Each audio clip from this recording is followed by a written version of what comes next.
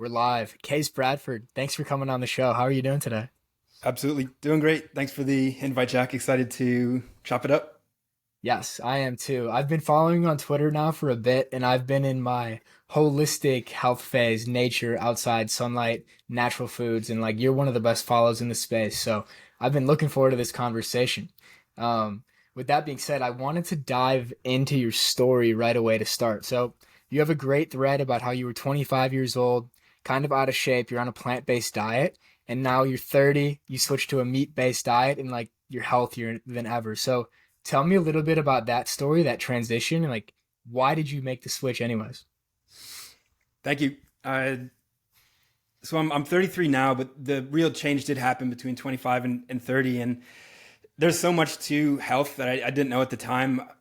I know that I wasn't feeling great. I hated the job that I was in, and the zeitgeist at the time, the common cultural narrative was that a plant-based diet was going to be the best thing for health and the environment. This was around 2015. There were a lot of big documentaries coming out around that time that were really compelling, and they caught my attention and changed my mind and shifted my attention towards eating less meat was sort of the idea. I think I've tried maybe vegan for a month, but I'm not someone who goes really all into things or is super disciplined. So it was just basically this common theme of like, all right, let's try and minimize meat is for the good of everything and everyone. And then it made me really out of shape over time, especially in my mind, made me pretty depressed. And then that I think follows and flows into the downstream consequences of a out of shape belly and things like that. I think it all kind of starts in the mind. And then as I engaged with that, I came across regenerative agriculture, regenerative farming, regenerative beef, which is a way that we can create beef that is holistically healthy for the human and for the biosphere, because the cows are outside, they're pooping on the soil. That poop creates more microbial life, which then makes more bugs and bees and butterflies and birds. And from there, we have what's known as a great ecosystem, an awesome environment, starting with that one small plot of land and then stemming out from there. So that really changed my mind. I thought, wow, this is awesome. I'm going to eat more of that. And my body became much more vibrant and elevated from that state, just like the land. The food, its effect on the landscape was mirrored within my body. It became a self-renewing, a regenerative system, which is really what health is at a root level, the ability to self-renew and regenerate. So then with that understanding, I was able to reshape my body mind in alignment with nature and was able to enjoy a much more elevated state of being. Yeah, that's fantastic stuff. I actually fell down that little rabbit hole of a veganism too. I watched that documentary on Netflix, basically arguing like for athletes to have a plant-based diet, how much better it's going to make you feel energized. And I was playing college football at the time, and I decided to try it. I tried it for a couple days, and my dietitian was like, "You need to stop. Like this is not, it's not a smart move for a college athlete to be all plant-based." Um, so I got off of that, and then I switched fully to meat. I went completely on the other end of the spectrum, and I did carnivore for like 3 weeks, and I felt freaking amazing. Um, but I'm curious for you. So, what caused the switch in mindset between going vegan to now being more animal based? Was it like a book, a person, or how did you fall down this new rabbit hole? I don't remember exactly how I learned about regenerative farming. It was probably through podcasts, and then that later led to more books that I was able to listen to. So I've always been very open minded, very curious. That's what led me to plant based, and then to continue on to regenerative farming. And it seems to be that's the real nexus point. I don't see myself probably going to anything crazy or different. That once I landed there, I was like, oh, this is what I need to be into and sharing and promoting and experiencing. I've visited regenerative farms since then. They're amazing places. The more of those that we can get on this planet, the better off we're all going to be. And it all starts with us buying that food and eating it and enjoying the vibrant health, and then sharing that light with others. And I think the eat core sort of part of me is my curiosity and my open mind that I've always been sort of blessed with. So I'm grateful for that, even though it can lead me down some offshoots down, into dark lands. But overall, it's pretty good. Yeah, I'm the same way with the open-mindedness and curiosity. I think it makes me try new things maybe easier than everybody else, which is probably a good thing and a bad thing to some extent. I think it's what led me to going with the vegan diet, experimenting with carnivore, experimenting, trying to make a podcast Twitter. I don't think I'd be doing it if I didn't have that open-mindedness, but to some extent, it probably could be a downfall. But in terms of how you're feeling, like on a day-to-day basis now versus then, Like, what are some of the noticeable benefits you see in your day-to-day life from this animal-based regenerative diet? Mood is much higher overall, and it wasn't just diet that changed me. It was an entire ethos of alignment with nature, and diet is a big foundational piece of that. And it helps me have more energy, a better mood, better sleep, and a stronger body mind. So the mind is sharper, brain works better, and then the body is stronger. And that it's all really interlinked. I believe in some core ways, but yeah, it's basically a higher quality of life and a better feeling body mind just day to day. It's irreplaceable. I wish I could communicate the way that it feels through words, but it just doesn't happen. So if other people hear me talking about it, it's like, yeah, I've never even experienced that, so I have no idea what you're talking about. Think of the before and after is almost like one of the best moments you ever felt, but just like all the time. And I don't want to exaggerate. That's a little bit of an exaggeration, obviously, but it's a much higher overall quality. Like the experience of life is just so much better. And I wish more people could tap into that and experience it, because it's just so life changing on every level. Yeah, and I've noticed it a bit myself lately, in big part due to like your content and other people in this wellness Twitter space, like reconnecting with nature, reconnecting with these more primal habits and primal traits. I just feel so much better. I remember I saw you said you were on Luke Lamy's podcast, like you're just outside like playing, like you're literally just playing. And I was talking to my mom about this earlier today, and we saw some kids playing basketball outside. I was like, "Oh, that's super cool. They're playing basketball." My mom's like, "Yeah, like kids need to be doing that more. Like they're not doing it." And I was like, well, it shouldn't just be limited to kids. Like, who says we should stop playing? Like, what age are we supposed to stop playing? So I don't know. What are your thoughts on adults tapping back into that state of play? It's essential. It's so important, and it's really a fundamental piece that is missing from a lot of people's lives. I made a podcast episode with Rafe Kelly on my podcast Peak Earth, and he has a TED talk about play, and is really a fundamental sort of thought leader in this space, along with many other people. There are a lot of scientific experts in the realm of play, which is pretty funny to think about, but it's something that all animals do of all ages as a way to sort of explore and improvise and be creative and have fun and enjoy life. And for some reason, it's sort of driven out of our modern, mature culture of adults in America. And then I think it does manifest and express itself often through like alcoholism or in nefarious ways where people end up, they need to play, and then just comes out in these ways that are less constructive, a little bit more destructive, which can obviously be a problem. But finding an outlet for that energy form, for that frequency wave, for that ability to just enjoy life and move around is really essential for me, at least. Yeah, it's something I've noticed with my friends, like, and I'm only 21, so we're still relatively young, but coming up through like middle school and high school, like we'd go outside and play basketball and like be playing sports in the yard for hours. And now it seems like the majority of the social interactions now have to revolve around like drinking or something like that. And it's almost kind of sad to see, because I have just as much fun playing a game of pickup basketball than I would. I probably have much more fun doing that than going and like drinking with people. But I don't know. Why do you think we lose this sense of childlike play, or this free flowing spirit? It's just got to be culture. Like nobody else is really doing it, and then it just sort of fades away. If Because it does, you do need other people to do it. I mean, you could. I've been experimenting with this myself with my movement practice. I've been tinkering with the idea of how could I integrate play with exercise just by myself in nature. And that's been an interesting thing that I'm still sort of developing and hoping to share at some point in the near future. But it does rely on, we got to get together and do this thing. So it does take, leaders to awaken to this, realize it, and then invite others to say, hey, let's, play frisbee or basketball or whatever it is, even tackle football. Like, it could be anything, whatever you feel like. So yeah, it's really just culture. Like our culture is whack in so many ways where it's really degenerated, and Yeah. I don't know exactly why that is, but yeah, it's a shame. Yeah, I'd love to go deeper down that rabbit hole, because that's an observation I've really had ever since leaving the US and then now coming back and seeing it from this new light. Seeing like where we maybe have gone wrong in all these facets. But for you, so You're 30 now. Was there a time where you think you kind of lost this sense of play, or you were maybe in the more of the mainstream trends? And then how did you get out of that, if so?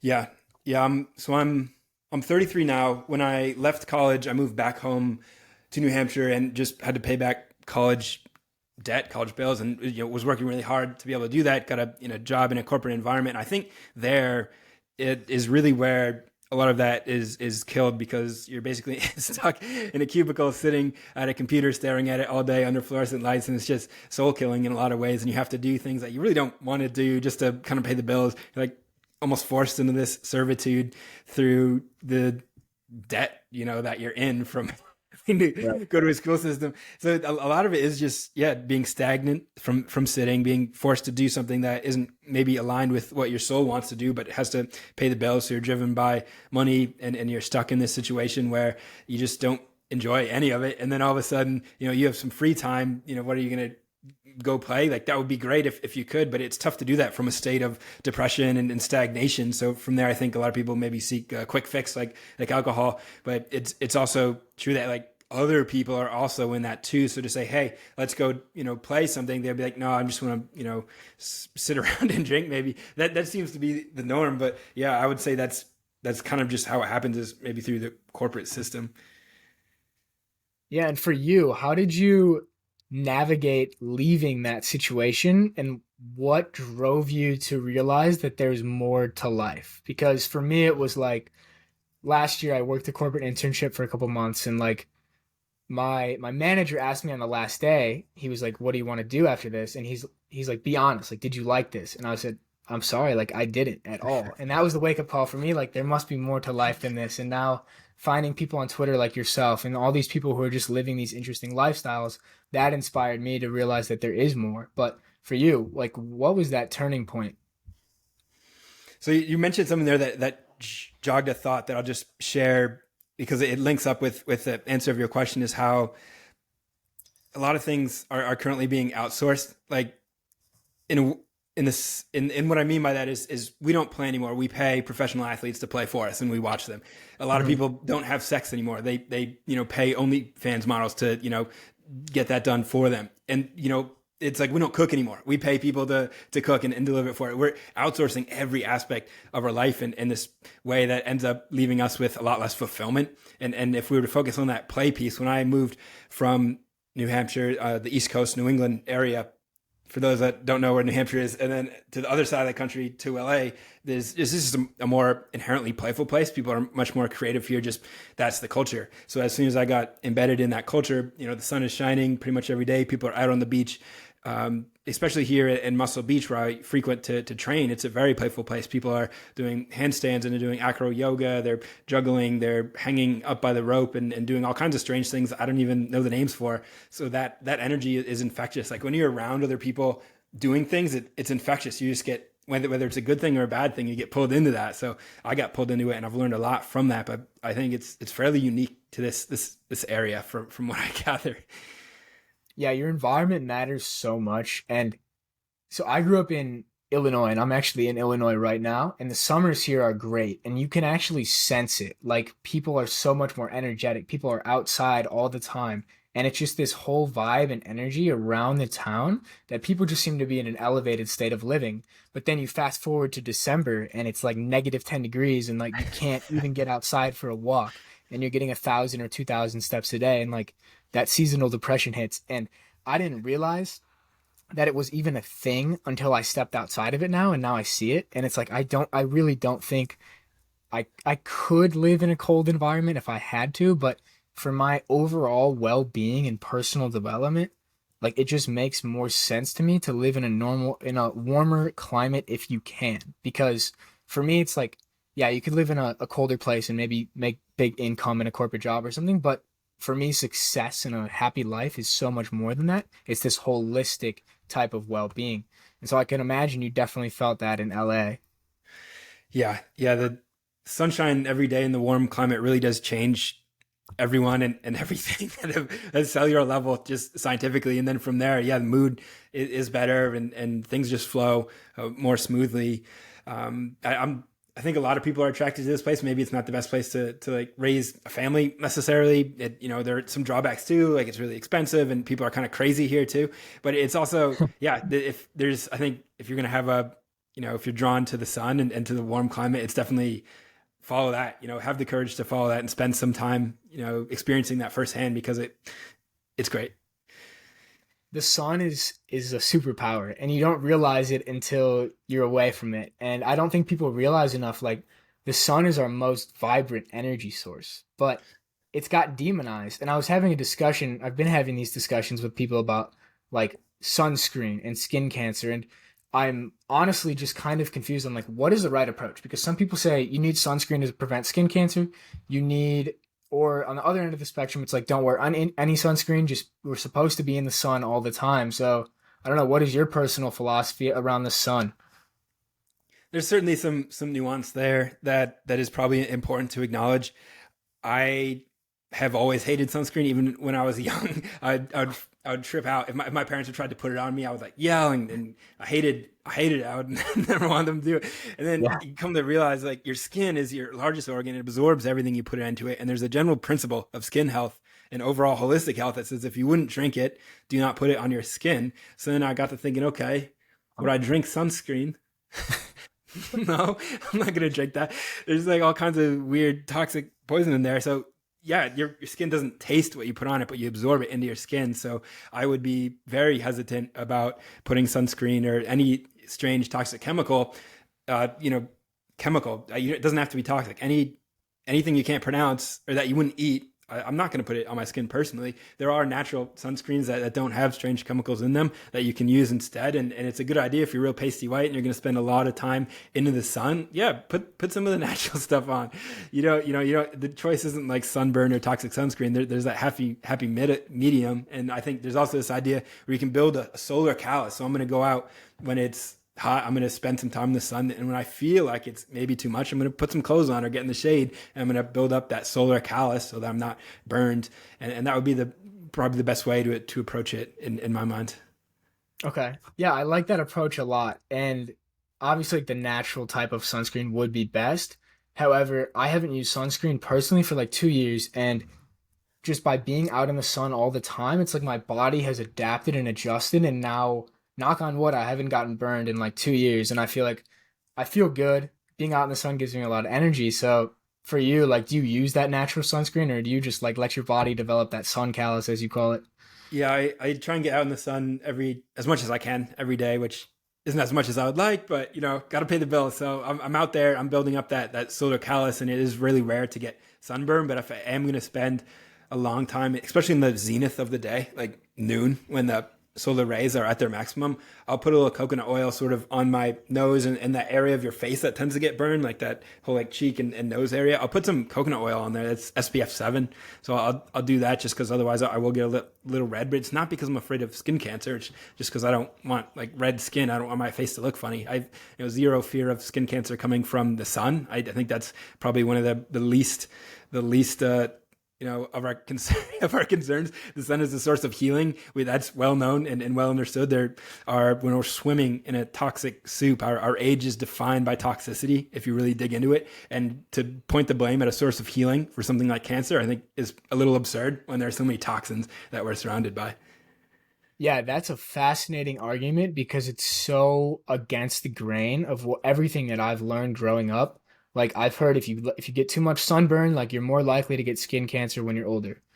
And I don't know, that belief is so ingrained with me, and I'm still like somewhat scared of it. And I was literally having this conversation with my mom earlier. She's like, "I'm just of the belief that you need to wear sunscreen or else you're going to get skin cancer." So for people out there that are thinking that and are caught in that belief, what would your response be? Well, my parents are the same way, and you're not going to convince anyone who's been spending decades slathering on sunscreen that it's bad, because they've got that belief held tightly. And I think that the most important thing to suggest in that case is just use better sunscreen. Don't use the stuff with anything that you wouldn't drink. Use higher quality. There's plenty of good natural sun protection options available that are going to be a much better choice.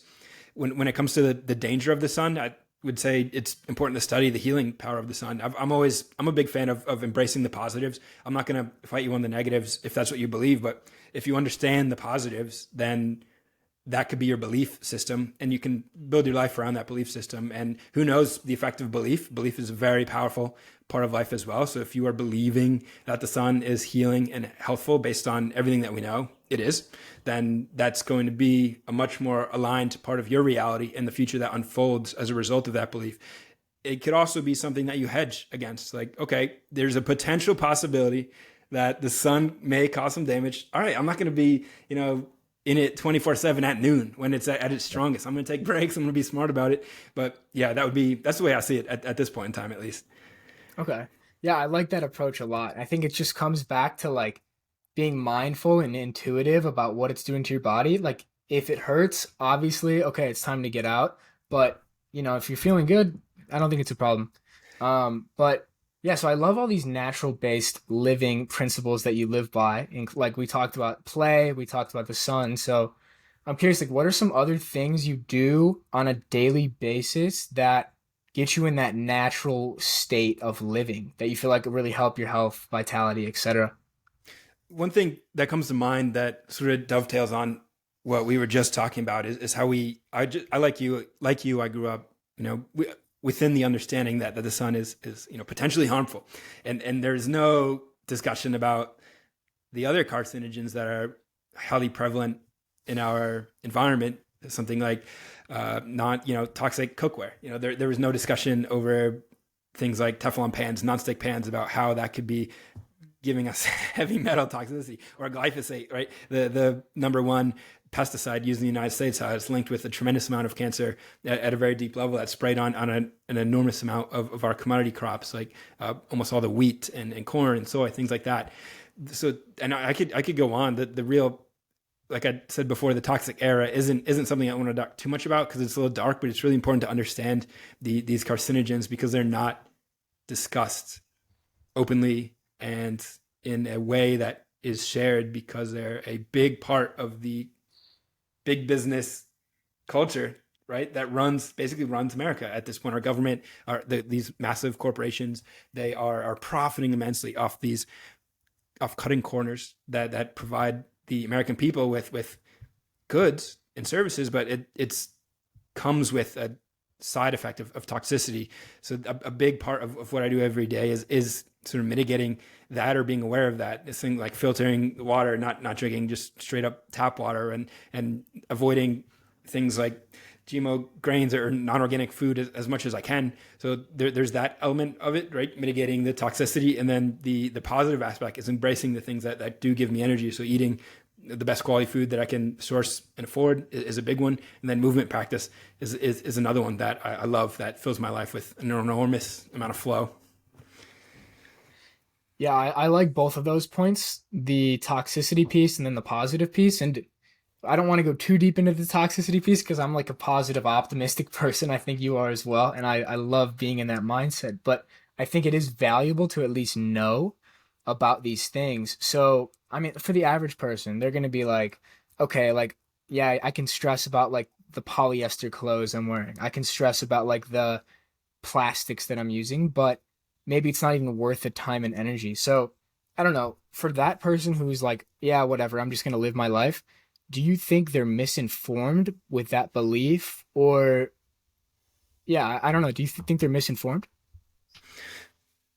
Certainly to some degree misinformed, and a lot of that's intentional by the media, who is the primary source of information. You can find this information is very available within the ecosystem of the holistic health sort of creators online. I'm a very small audience creator. There's others that I've learned from who have massive audiences. The reason why is because they're helping people transform their health and wellness, their vitality levels, their healing disease. And a big part of every protocol is mitigating toxin exposure. So you can live your life saying, whatever, I'm just going to do this thing. But if your health ever begins to suffer, if you ever think, wow, I want more energy, I want to be in a better mood, I want to have a better body composition, whatever it is that may start to nag you, just shift some of your attention into these toxins. You don't have to go all the way down the path and go full biohacker. Everything has to be super clean and pure. I don't live like that. Even though I'm aware of these things, mitigate as intelligently as I can, and then I embrace the things that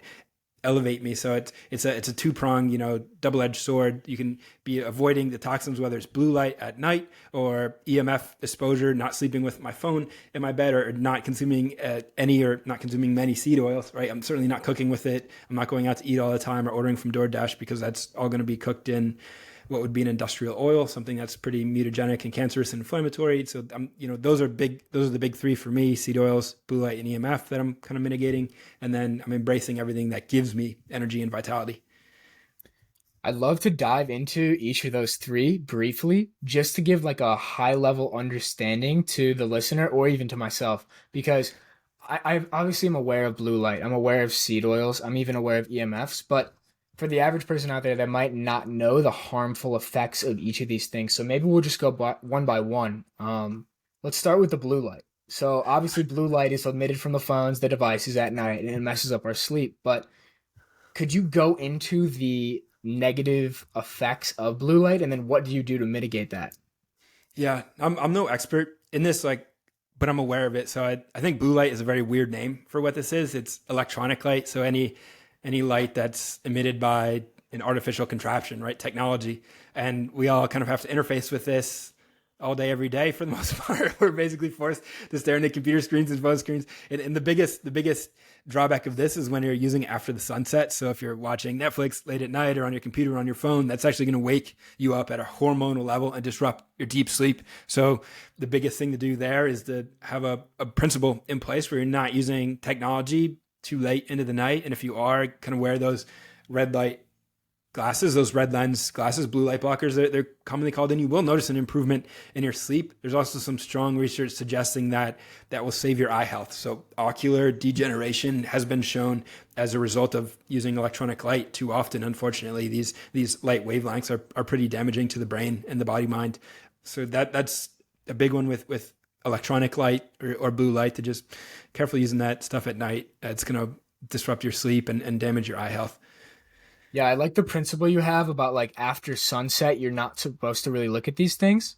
And I know a lot of our culture is based around viewing these screens as a form of relaxation at night, like whether it's YouTube, Netflix, movies. So what would you do instead? Like for the person out there that normally watches movies, plays Xbox, watches YouTube on their iPad, like me sometimes, to be completely honest. I wear the blue light glasses though, so I'm doing a little bit. For the average person, like what are some better alternatives to like an evening routine that might be better for their sleep and overall health? Dude, it's so funny what we do to relax. Like we turn on this glowing screen and then watch just people, blow each other up and like cut each other open with stuff. And it's like, yeah, that's so relaxing. But yeah, so I don't know. I mean, you gotta do what works for you. If I like to read and write at night, and I find that to be really relaxing, like truly relaxing. And for that might not be everyone's vibe. Maybe it's playing music or just kind of sitting and meditating, or maybe it is watching TV, just wear the red light blockers if you can, or maybe just do whatever you want. But I don't want to tell anyone what to do. But for me, I don't have a TV because I found that life was better without it. Just got rid of it and just spend most of the time reading and writing once the sun sets. And I find I sleep like a baby, and I've really enjoy really deep sleep and restorative sleep. And to me, that's much more valuable and worth it than anything I'd see on TV. I love the fact that you say you don't have a TV, and it brings me back to so this past January, I was in San Francisco for a program from school, and I was living with two roommates, and we had a TV, and we didn't turn it on one time. And it made me realize, like, wow, life is so much better when you don't have a TV because my roommates and I, we would sit around the table and we would actually just have like talk. We would talk for like 3 straight hours without anything going on. And something I've noticed is a lot of times with like the people I've grown up with, I was around sports all the time. And so we're always hanging out around the sport, right? It's like the sport is on in the background, but it's like we're not really connecting with each other. We're connecting around this thing. So I don't know. Ever since now that I've kind of gotten away from passively watching sports and actively wanting to like live my life and connect with people, I'm the same way. I don't know if I'll ever own a TV in my house. And I told some people that and they think I'm insane. Um, but I'm right there with you. Yeah, I last time I told someone that, he's like, "Oh, I have 10 TVs." Like, you don't have a single one. What do you do at night? It is funny hearing reactions to that. And you're right about the observation where it's always kind of on in the background, but no one's really watching it or connecting. And it's like, well, what are we really doing here? And you walk away sort of. It's not as nourishing, really, at a deeper level as some of the alternatives. And yeah, I mean, it's pretty wild to think that it is so prevalent, but it's also can be a pretty big distraction.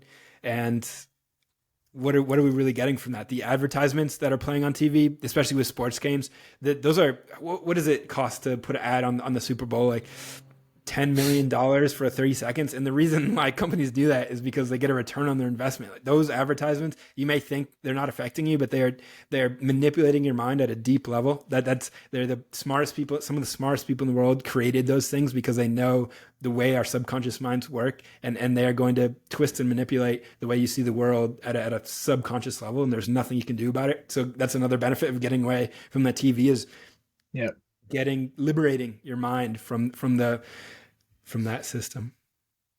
Yeah, it's all just programming, and it's passive. It's passive consumption. And that's the difference that I've noticed, like when I'm really feeling on top of shit and when I'm not, is like the amount of things I'm passively consuming. If I'm passively consuming media or passively consuming sports and I'm not actively directing my consciousness towards like a goal, like towards reading a book or writing or like getting creative, I notice like I tend to feel worse. And I'm reading a book called Flow by Mihaly Csikszentmihalyi. I think I might have actually got that right for the first time. But basically, what it's saying is the reason so many people end up passively watching TV at night to like relax and detach is because it it's a way to avoid psychic entropy. And basically what that means is like the mind tending towards disorder and negative thoughts. And so to avoid those negative thoughts, we passively consume something. But the studies have shown that people who watch TV, like if they get reported their feeling of actually while they're doing it, they usually feel like somewhat depressed. They feel somewhat sad. Like it's not an enjoyable activity. And Well, I've noticed myself, like I enjoy life so much more if instead of watching TV at night, I go for a walk or like I call a friend on the phone and go for like a 2 hour walk. And like that connection, it's just so much more intentional and I'm directing my consciousness. But yeah, I don't want to go too far down this rabbit hole here. But let's switch over to the topic of the EMFs because I think we hit good on the blue light. I want to know about the EMFs. So what are they? Just to start. so electromagnetic frequencies, and the more you talk about this, the more you kind of come across as a tinfoil hat wearing crazy person because it's not completely scientifically settled because there's no profit in understanding that these Wi-Fi, frequencies are damaging, right? Companies make a massive amount of money setting up 5G wireless networks so that we can all use our devices, and you can't see it, you can't feel it. So to really think that it's super damaging, it's I'm not even sure I believe that because I feel great most of the time, and I'm in a pretty dense urban area where I'm bombarded by EMFs. So I think the way to intelligently approach this is to say, okay, this may be potentially damaging. What I'm going to do is I'm going to not speak with my phone pressed against my head because if this is emitting EMFs, which we know it is, we know it's emitting electromagnetic frequencies that can be studied with devices, but I'm not going to press it up against my brain as often as I can. If it's in my pocket, I'm going to put it in the airplane mode so I'm not frying my family jewels. And when I go to sleep at night, I'm not going to sleep with it next to my head in the bed because I also don't want it, next to my head. So from there, I just have those principles in place and then I just kind of forget about it and don't stress about it at all. Be it some people really, really go deep with, getting really into EMF, but some people are super sensitive to it as well. It varies the sensitivity from person to person. It can be very damaging. Luckily, it doesn't seem to be for me. Yeah, now that you say the point about not keeping it in your pocket, I remember hearing, I think on Andrew Huberman's podcast, he was saying that if you're looking to like try to have a baby, like he recommends avoiding having the phone in your pocket for the couple weeks leading up to that because it can literally decrease sperm count. From my understanding, I don't know if that's perfectly correct. Yeah. Um, it's pretty terrifying stuff. And so I guess from now on, I'm going to be more conscious of that. But when I go on these long walks and like take phone calls and stuff, I'm using AirPods. So would you say that is the same as holding the phone up to the head? Some say that AirPods are doing something similar. I'm not sure what the if this frequencies are. You could probably find that online somewhere. I'm sure that's someone, they have these devices that kind of show the amount of uh, frequencies that are being emitted from there, but there may be some level of potentially, inflammatory frequencies that are coming out of the AirPods. Pretty much any Bluetooth wireless device is going to be doing that. So it could be something to look into, but I'm not completely positive. Gotcha. Okay. Yeah, that makes sense. I guess it's something that you could be conscious of, but I'm probably of the type I'm not going to be super neurotic about it, because the benefits or the detriments of it might not even be worth it. Especially if there's no like clear scientific literature on it yet. But maybe we can dive deeper into the third thing you were talking about with the seed oils. And so this wasn't a topic I even knew about probably until a couple months ago. And like my diet growing up was just pure seed oils, like pure fast food, cereals, all this processed stuff. And the funny thing is, I felt pretty good, but I think it was just because I was young. And now I'm starting to learn so much on Twitter about like how detrimental these seed oils can be. So for anybody out there that doesn't know, like what is a seed oil versus what would be a healthy oil? And what are the negative benefits or negative effects of that? So the seed oil refers to a concept kind of popularized by Dr. Kate Shanahan. She called these the evil oils. There's like evil eight oils that are Mm-hmm. commonly used and sold in oftentimes junk food, but also unfortunately restaurants. And they're oils that are made from seeds. So if you think about that just logically for a second, how many seeds are going to be used to press out, oil to cook with? And at what point did that become a thing? Because our great grandparents definitely weren't using that. They didn't have access to that. It was a result of the industrial food empire kind of starting around World War II, where we had all these machines to create industrial food. So we're thinking about canola oil as a popular one, sunflower seed oil, um, soy bean oil. I'm not going to name them all, but these go through a process of being cleaned, grinded, pulverized, pressed, extracted, boiled, refined, centrifuged, degummed, bleached, deodorized, hydrogenated. There's a massive step-by-step process to make these things, and that to me doesn't sound like a way to make good food, right? It's just a little bit suspect, even just on that pure logical level. And it's been studied to be pretty inflammatory, mutagenic, potentially something that also just tastes like shit. If you were to ever cook your food and you're like, this is disgusting, I would rather have this cooked in butter or olive oil, like something that actually tastes good and adds to the flavor of the food. So, say at a high level, that's what a seed oil is. Yeah, it's fascinating to me like how widespread it is because I was at college last year and in the dining halls, every single thing, I couldn't find anything. Every single thing was cooked in canola oil. And I was like trying to talk to the dietitian there in the dining hall. I'm like, "Do you have anything that's not canola oil?" And she's like, "No, we use it to cook everything." And meanwhile, this is probably a lot of different factors, but like half the student body is walking around like visibly with mental health issues or like physical health issues. Maybe that's Yeah. also like the toxic hustle culture of the school I was at as well, a bunch of bad habits. But I can't imagine that the seed oils were doing good in terms of helping people's physical and mental health that I was around. Yeah, it's a deep and nefarious. It like everything is cooked in it.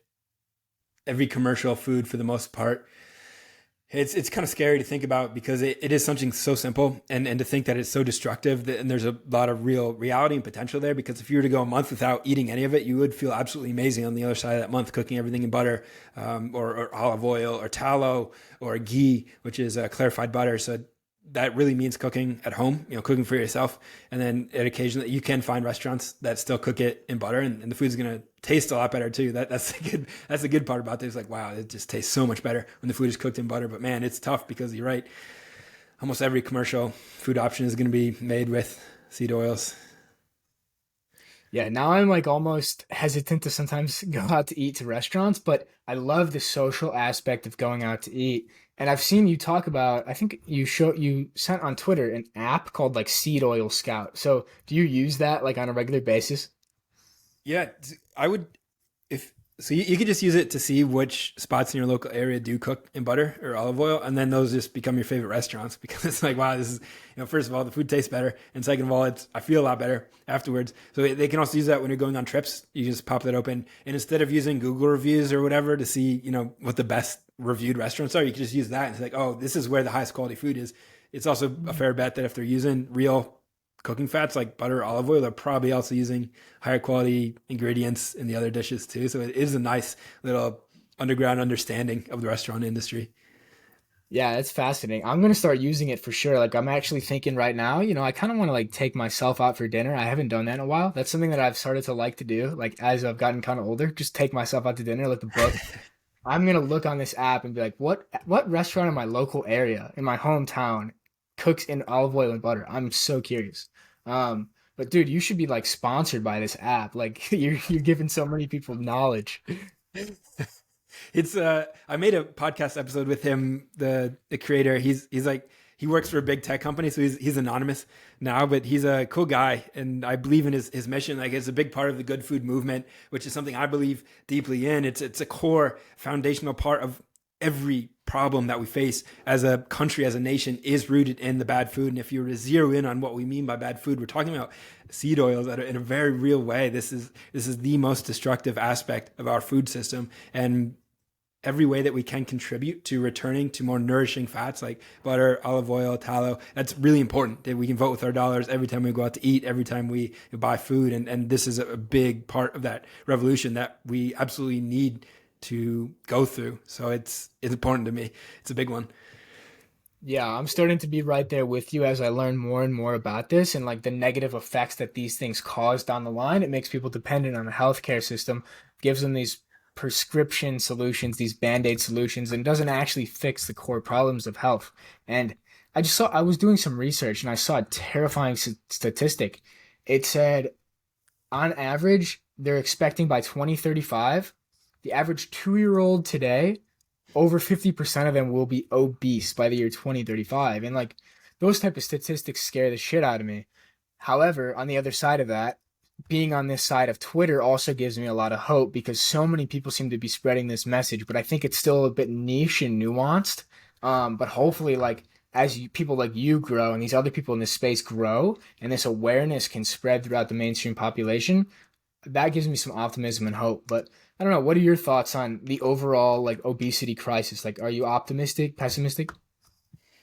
Yeah, it's definitely concerning that more people aren't aware and actively participating in some form of activism, which is part of why I'm passionate about it. It gives my life meaning to engage in activism, even if that's just creating art on the internet that only a few people see. That is can be a part of a larger change, snowballing and contributing our unique gifts in any way that we possibly can to helping the world and however we see fit. And that's a big one for me because it was so transformative in my life, going from someone who was depressed and out of shape to someone who is now euphoric on most days and in great shape. And it's all relatively effortlessly. It was all just, there's no suffering. I don't have to struggle through workouts or eat food that is bland. It's all just eating through delicious, nutritious foods and training in a way that brings an enormous amount of joy to my life. So to think that is right here and available to everyone listening, to everyone on this nation, if they just had a little bit better guidance, that really lights me up because that's a huge service that I can provide to the world because it's very much needed.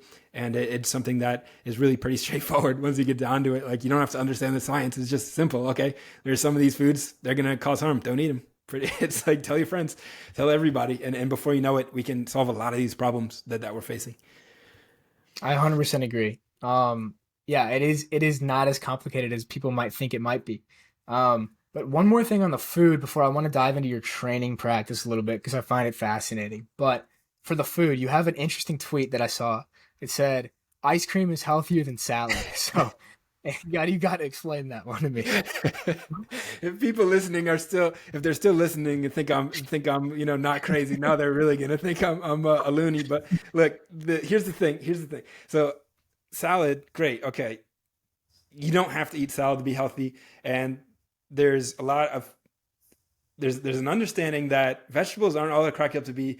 Fiber can be very difficult to digest, and our ancestors, especially you and I, we descend from Caucasians, which means we went through winters. How many plants are growing in the winter up in Illinois? There weren't many growing up in New Hampshire winters. Everything's bleak and white. What do you think our grandparents and our entire lineage, dating back thousands of years, were eating? It was not salads. Not it wasn't it might I don't know if it was ice cream, but here's the thing about ice cream is that you've got when you're properly making ice cream, it's egg yolks, it's cream, it's milk, and it's honey. All those are superfoods. They're very nutrient dense, and if you're making your own ice cream, which I have been this past year, that is a superpower, bolus of nutrition on every level, especially if you make it with great quality ingredients. I mean, to think that ice cream isn't an amazingly healthy thing that you can get a ton of power from is a little bit ignorant to nutrition principles and also just how to cook with good quality ingredients. So hopefully that was able to sway anyone who thought that was crazy, but it really is true on a deep level that ice cream is incredibly nutrient dense, and salad can be a little bit difficult to digest, and not all it's cracked up to be. Wow. Yeah, my beliefs are kind of shattered, to be honest. I want to try this organic homemade ice cream recipe. So, if you don't mind, would you mind running through the ingredients of what you make? Like, how do you make this? All right, so I've been doing this a while now, and I love being creative in the kitchen. That lights me up, and it keeps me interested in cooking. So if you were to start, you do need an ice cream maker, which could be cheap as $50 on Amazon. I got one for that price, so which is worth it. I think it's a great investment because what you're going to be doing with it is making some of the best tasting, nutritious, frozen goodness that you've ever had in your life. And what you want to do from there is get the best quality heavy cream that you can afford. Quality really matters when it comes to dairy. Some of the factory farm dairy is not so great. You might have a lot of trouble digesting it. If you're lactose intolerant, you're going to want to think about having some raw dairy because that comes with the enzymes and the nutrition that allows one to digest dairy. When it's pasteurized, all that gets removed. And that's this root cause of lactose intolerance in a lot of people. At least it was for me and many of the people that I've spoken to. So if you can, with some like grass-fed, regenerative, raw cream and milk. If it's not raw, you could still get really good quality pasteurized stuff that exists. And then you'll want to get egg yolks, again, best quality that you can afford, and then some raw honey, ideally. And I use about a cup of heavy cream, half a cup of milk or kefir even you could use, and then 2-3 tablespoons of honey. That's not that sweet, but it's sweet enough. And then that's going to be 3 egg yolks. So 1 egg yolk per half a cup of liquid. And then you're just going to blend it and put it in the ice cream machine. And then you're going to have some delicious ice cream 10 minutes from there. And you can really experiment and riff with other recipes once you master that basic form. Yeah, you got me excited. I'm gonna try this. I just wrote down the recipe, so I appreciate it, and I'll link it down in the show notes too if anybody wants it. But yeah, that's a fascinating belief switch that you can make. It's like just because something is low calorie or like it's gonna make you skinny or whatever doesn't necessarily mean it's good for you, right? And that's a big mindset shift that I've had over the past year. So all I used to care about was like low calorie just because I wanted to get leaner. But now that I've switched to more like holistic, like natural foods, I actually feel like I'm getting leaner naturally. I don't know if there's any truth in that, but I just feel so much more energized than when I'm just trying to like cut these calories and eat as many little calories as possible. Yeah. There's a real power in being nourished, having, foods that are nutrient dense. It gives you this deep energy, and then you're able to train intensely and also enjoy a more efficient body mind. So there's not much of a need for body fat when you're nourishing your body at a deep level. And Mhm. I'm the shape that I've been in. I'm right now. I'm 185. I have like a 6-pack, 8-pack, and I don't train hard, and I don't suffer through my meals. It's all eating delicious food, and all my training is enjoyable. And anyone listening, I know I sound like a crazy person, but you got to trust me on this. It is that easy. Like I'm not selling anything either. This is just my experience, my story to share, and it's blown my mind. So I'm just taking to the internet to try and share it out there because it's crazy.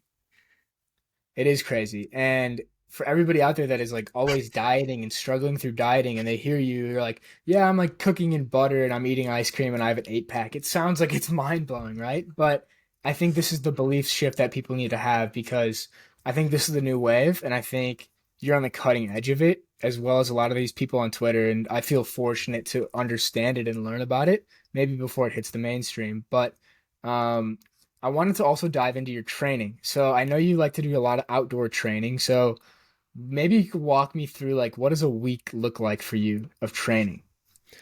It varies tremendously based on the work that I do. I work remotely for a tech company, and I'm grateful to have some freedom within that to be able to kind of do my work and then also live my life. A lot of what I do is focused around the principle of nature being deeply healing. So I've kind of talked a little bit about the sunlight and the sunshine being a healing factor. It very much is. And another big one is earthing. So having your bare feet in connection with the earth, you're absorbing the free electron flow on the surface of the earth. And I just, put another nail in the coffin of me being a lunatic. But hear me out. This is big stuff. Like, earthing is well studied. Clint Ober's the founder of that. He's been talking about it for 30 years. He's got books. He's got documentaries. I made a podcast episode with him. He's a brilliant guy. He's kind of a great source of information on that. But there are many others talking about how the magnetic energy on the surface of the earth brings down our inflammation and it elevates our vitality. So I combine sunshine with earthing, and then also just being outside. The air is fresh. So I'm not working out in a gym because I want fresh air. I want sunshine, and I want the free electron flow from the surface of the earth. So I'm barefoot, I'm shirtless, I'm outside. And then when I'm there, a lot of what I'm doing is an intuitive flow. So I don't really follow a set strict protocol or plan. I'm just moving in a way that I want to move in, and challenging my body mind to grow the muscle systems in a way that is enjoyable, and then experimenting and playing in ways that I find awesome in the moment. That could be doing like a macaco, which is sort of a cartwheel backflip hybrid, or doing handstands, push-ups, pistol squats, sprinting, leaping. There's a variety of movements that you can do based on your environment, but really just getting out there and getting after it is my ethos. Yeah, that is like so counterintuitive to everybody I know that works out and trains in the gym. It's like, I mean, I'm guilty of this too. Well, I don't know if it's necessarily guilty, it's just different. But I go in the gym and I hit like a couple sets of bench, and then I'm going around kind of, walking between sets, but you're out there like in such a natural state of being. It's fascinating to me. But I think most people would be like too self-conscious or embarrassed to do something like that. So I don't know, Yeah. to those people, what would you say? Well, I don't know. I don't know. Yeah, it is. This is part of the open-minded curiosity that I have. I think for a long time in my life, I was also sort of shy or reserved. And then as I've gotten older, I've just given less fucks. So I've just kind of embraced the idea of being myself and being a weirdo. And I've only found benefit in that. But it was a slow path. Like Ram Dass says, you shred, a snake sheds its skin at the rate that it sheds it, meaning you can't force change. If you're hearing any of this and it's a little overwhelming, or you think you want to try doing any of it, just be patient with the process. And if you want to be someone who's shirtless and shoeless out in the park, just rolling around the grass or whatever, you can do that if you're comfortable. But if you're not, there's no need to. You can definitely get fit in however you enjoy it. But I'm also presenting this opportunity for people who want to get fit but don't like going to the gym. You don't have to. Like, you can go to the park, you can do push-ups, you can do sprints. I would just start with doing sprints because that's pretty normal, and most people are used to other people running. Like, that's a very popular activity, and it's very practical. Like, you never know when you're gonna have to sprint at top speed. It may be tomorrow, and you want to be prepared for that. You want to be practicing sprinting because it is a great skill to possess.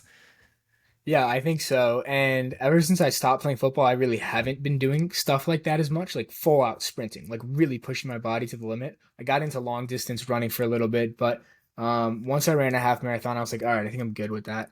Um, but yeah, I love this holistic approach to training, and I think it's something I want to incorporate more because I've started to incorporate yoga a lot more, like over the past couple weeks, and it makes my body feel great. And I can imagine these practices do too. But the quote you just brought up like sparked curiosity in me, and it's kind of ironic. It's really interesting timing that you bring up Ram Dass. I just tweeted this yesterday. I've been going down the rabbit hole of this guy, especially. I'm reading his book right now, Being Ram Dass. So like, where did you first hear about him and why? It must have been on a podcast. So I actually keep my mic on this book, Be Here Now by Ram Dass. It's an amazing book just from the standpoint of creativity. It's a very interesting novel, and I've always loved originality and creativity. And he's a deep artist that has had a powerful impact on the world. So that intrigues me. People who are able to do that have always caught my attention. And his work is kind of I think a Western adaptation of Eastern ideas. Like Alan Watts would be another person in that genre where they're able to adapt some of these cool Eastern concepts like Zen and Buddhism into the Western context. So it's just fascinating for me as someone who grew up not being given any sort of religious practice, basically agnostic, and then just kind of being able to explore these different spiritual disciplines. And Ram Dass is a prominent figure in that space. So naturally, I was kind of drawn to his work, and it's a lot of interesting, cool things to say. So a lot of it has resonated with me, especially some of the core concepts, like just be here now and, live in the moment and don't be too hard on yourself. And it's like, yeah, that's good quality advice. I'm into that. Yeah, I love that stuff. And I was reading like the intro to Be Here Now on my Kindle, but then I realized it's mostly like visual and it's mostly pictures, and it was like, okay, this is all in black and white. Like this is whack. I just wrote it down. I'm gonna order the actual book because I think I need to look at it because I know it had such a profound impact on so many people, including Steve Jobs, which is really interesting to think about. Um, Yeah. but yeah, like this Eastern way of living combined with like the Western world we grew up in, like this individualistic, like high achieving mindset, which I still think I have, and I'm assuming you do. I feel like you're a very ambitious, hardworking person. But if you can couple that with like this Eastern balance and this Eastern presence, it's like that seems like the way to live. And I've been really going down this rabbit hole lately, and yeah, I just find it really interesting that a lot of people in this Twitter space seem to be interested in Ram Dass, Alan Watts, Taoism, Buddhism, Zen. It's so interesting because it's so taboo. Like when I tell people around like my hometown here in Illinois these type of things, they're probably like, "What the fuck are you talking about?" Who's this barefoot guy telling me about all these like the Tao Te Ching? What are you talking about? Get out of here. Right. Yeah. It is like very, very weird stuff when you really dig into it, because it's the second you start they're like much more aware of the mind as a as a living sort of dynamic flowing entity than we are in the West. Like the West, we're like, oh my God, that's just, don't even pay attention to that, just focus on the task at hand, get it done, move on to the next one. But the West is, or it seems like the East is a lot more sort of explorative and sort of harmonious and holistic with exploring that concept of the mind and sort of the more the root level, I guess, analysis of reality in a lot of ways that sort of gets just brushed aside in a lot of the Western world.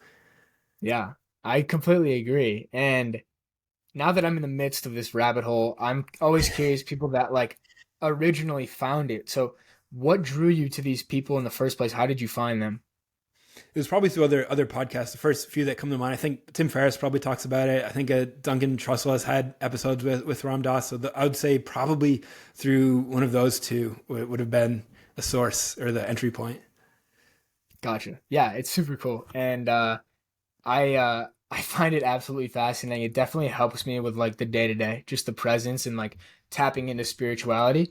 And if I would have said that to myself like maybe a year ago, even the word spiritual or spirituality, I would have like brushed it aside because growing up, I was definitely a Christian. I was confirmed Lutheran and I was raised in that belief system.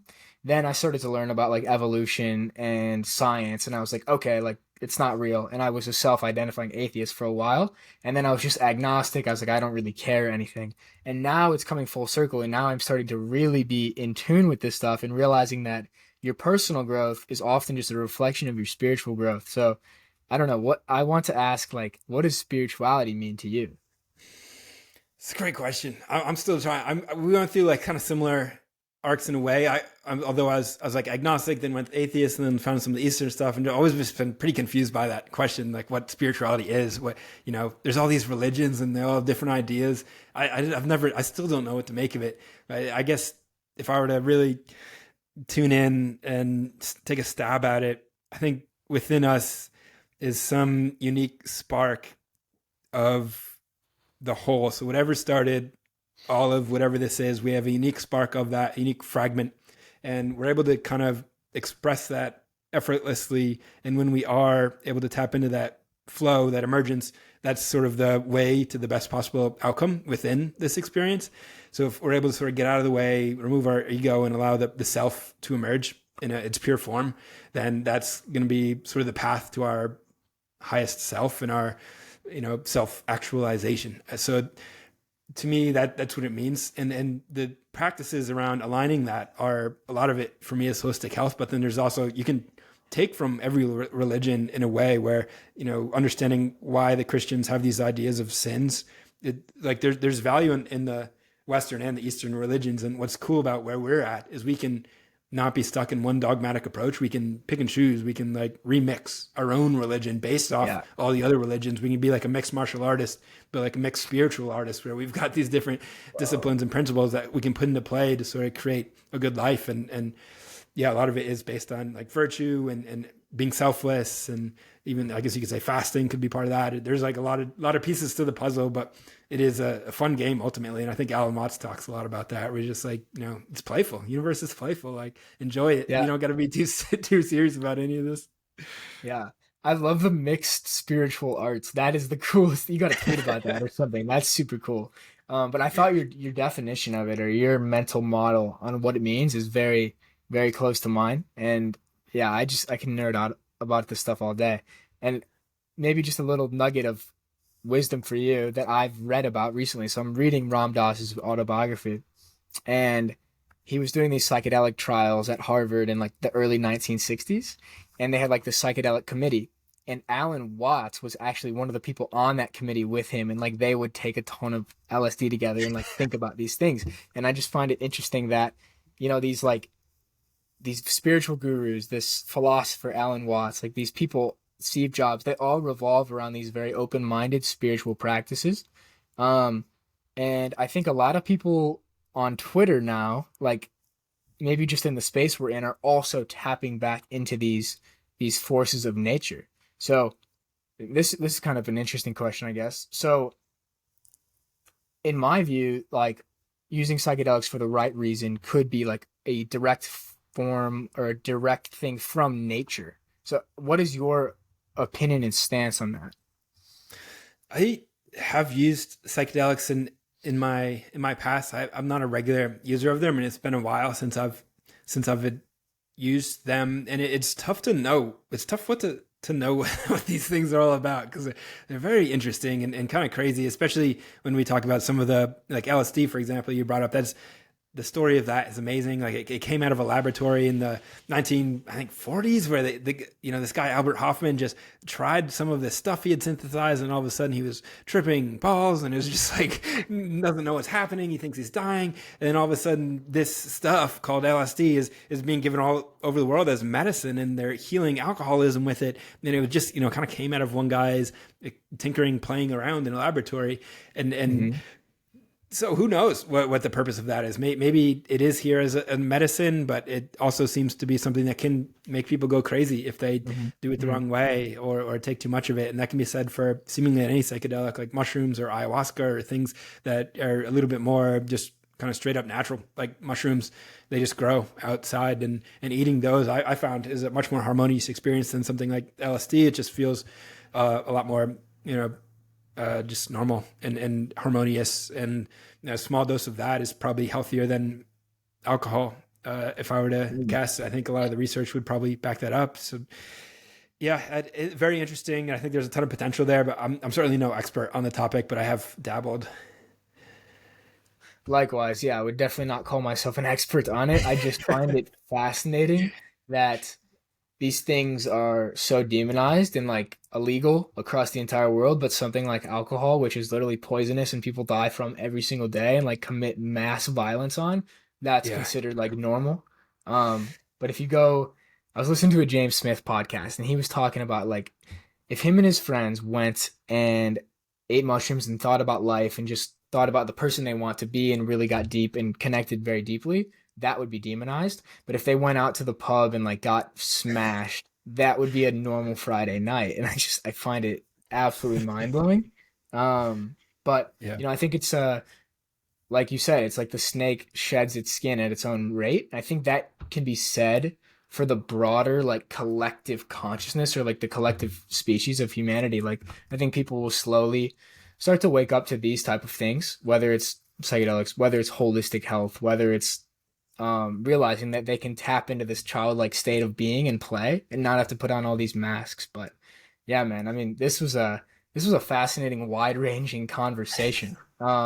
we're coming up on an hour here, so I think it's probably a good time to start wrapping it up. But I'm curious for you, like in the next year, 3 years, 5 years for you, like what do you think the future holds for you? What are your plans?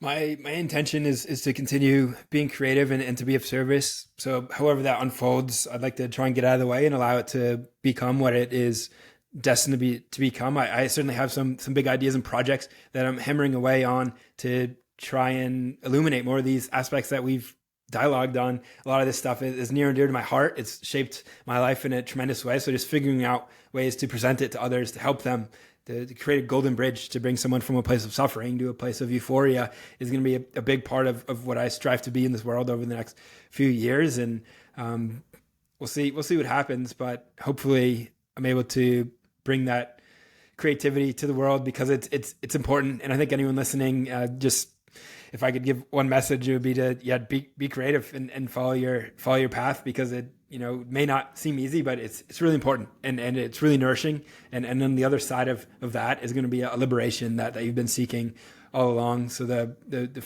courage to be creative is going to be a big part of my path. And I hope anyone listening can take a little piece of that and instill it in their life as well. That's great. I love the message that you're putting out, and it's inspiring every time I see it on Twitter. So I really appreciate you taking the time to come on here. This was an awesome conversation. I'm so pumped to see where you're at, and you keep spreading this message. And I think it's such a good thing for the broader population. So thank you, man. And last thing, I guess, before we hop, where can people find you at, and what can they expect of you? Thanks, Jack. Really enjoyed the convo. People, if you Google search Case Bradford, all the socials will come up there. Maybe I'll link them down below too. But you can expect from me some probably some weird stuff. A lot of what we talked about. You're just going to get more lunatic content just coming at you hard and fast. So whatever. I'm pretty easy to connect with. If anyone wants to get in touch about anything we talked about, feel free to reach out. Always happy to connect, and really enjoyed the conversation as well. Thanks for asking so many deep questions, and really enjoyed it. So thank you. Hell yeah. Yeah, everything will be linked down below, but thank you again. I appreciate it. And maybe we'll do this again in the near future. Absolutely. Sounds great.